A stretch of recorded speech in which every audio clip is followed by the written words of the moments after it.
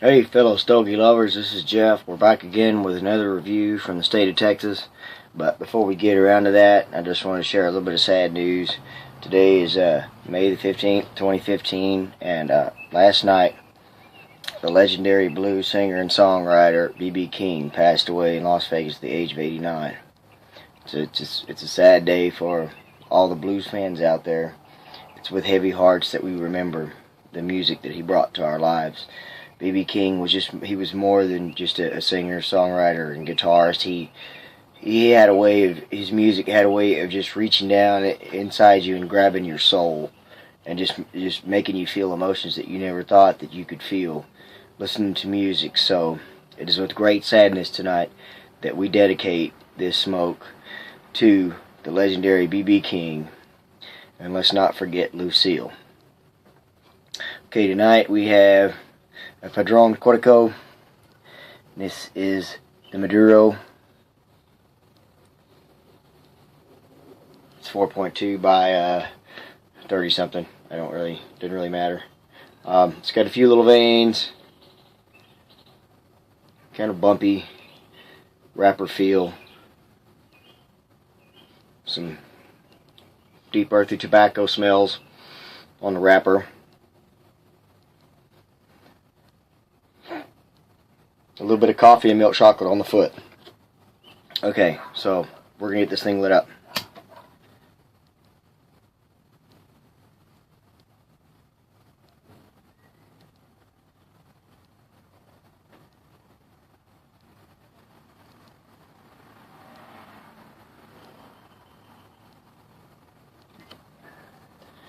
Alright, we've got this thing nice and toasted, so we're ready to light it. Here's to you, BB. You'll never be forgotten. We'll always love your music. R.I.P., brother.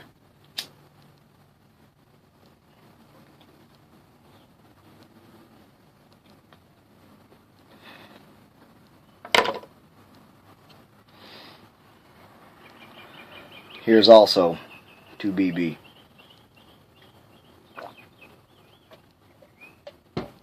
He will definitely be missed.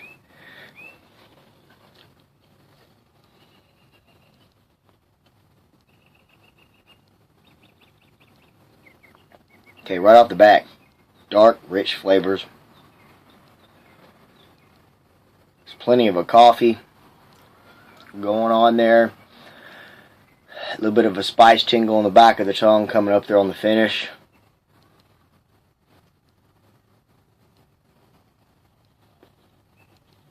Draw has the right amount of resistance.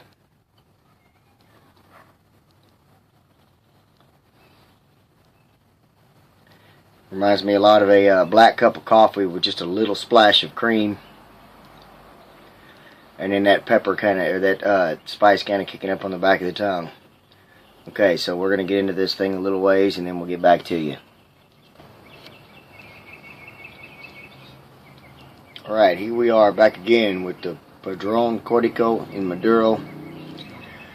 A lot of flavors going on with this thing. They really wash over the palate. It's a lot of those deep, dark, rich flavors you would expect from Maduro. We got that coffee, we got a little chocolate, we got a little leather, and that deep, rich tobacco flavor. And all of it just blends together really nicely. Draw's still pretty nice. The ash held on for an inch and a quarter or so. No burn issues whatsoever, as you can see.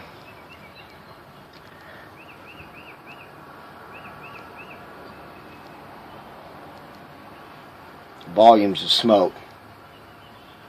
Just deep, dark, rich flavors. Okay, so I'm going to get down close to the end of this thing and then give you the rest of what I think.